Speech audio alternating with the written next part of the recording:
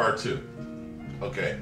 So let me tell you a little something about faith friends. Okay. So when I'll tell you, when I was in New York, I had gone into business for myself. I left one job and I went into business for myself. And I had some people steal some really heavy duty ideals and concepts that I had for the music video industry. And so they basically pulled the rug from underneath me. I thought that they were going to help me. They literally took the thing that I had been working on.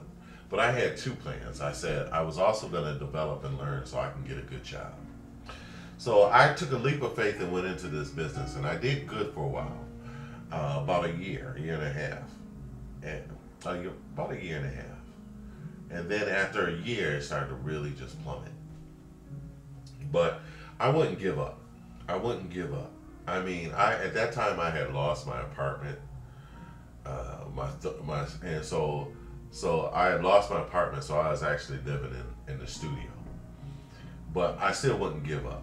And then after a while,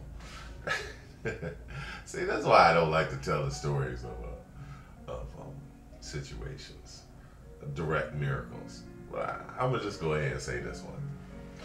But I was working in the studio, and there was a couple of other guys that were working here, and I literally had to stay in the studio because the business and the guys I was working with, they were learning from me, and then they started to shuffle me out of the business because they had learned all they needed to know, basically what they felt they needed to know.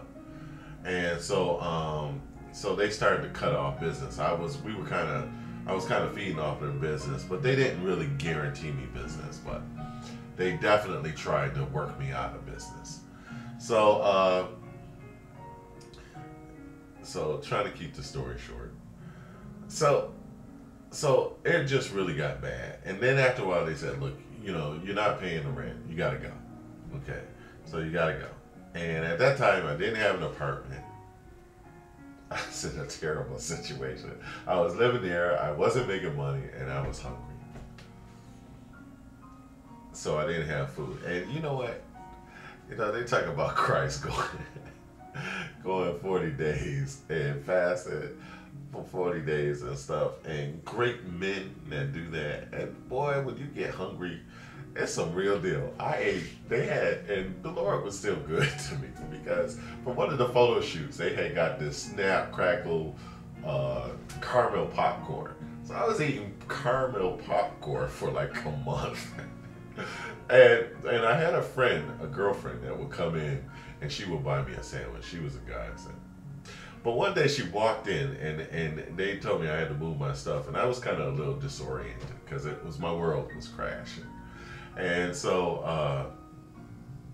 and I was literally on the ninth floor, and all I could see is my face hitting the New York pavement and making a real impact on the world, right?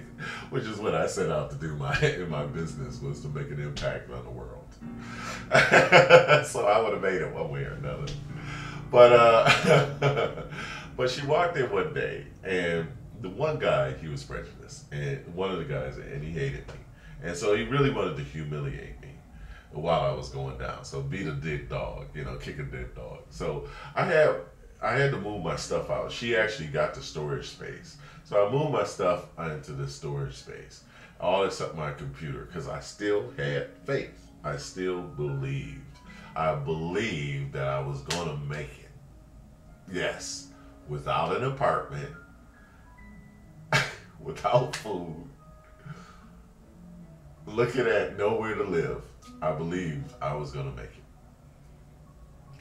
it. And now I had put my computer on the end of this table, and basically my desk had been moved out, and the guy had walked in and saw my computer on the edge of his table on the end of the room. Nobody used it, and he took my computer and put it on the floor.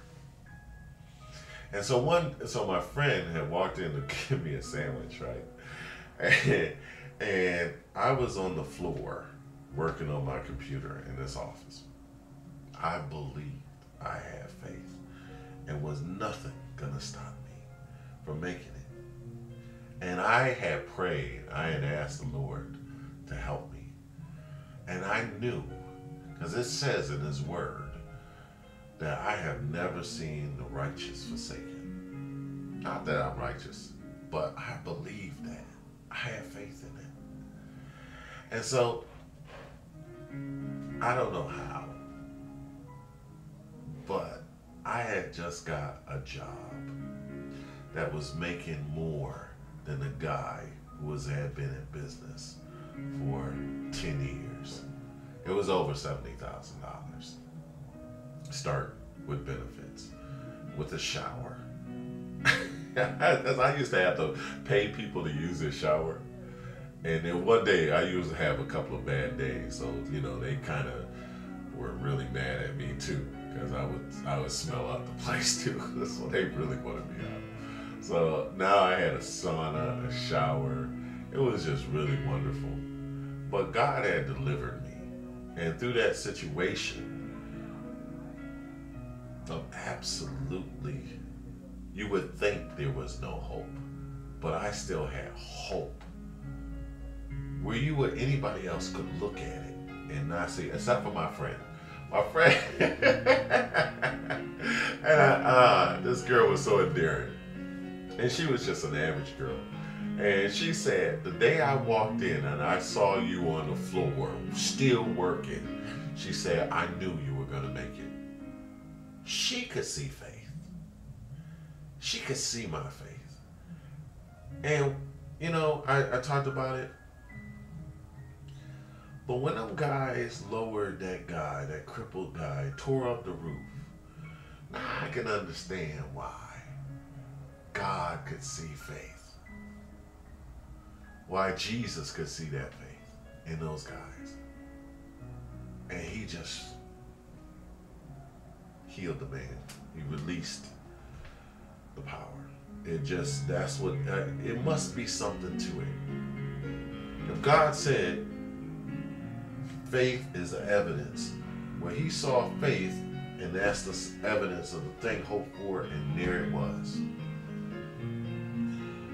So nobody could tell me, you can say it to anybody else, but you can't tell me that faith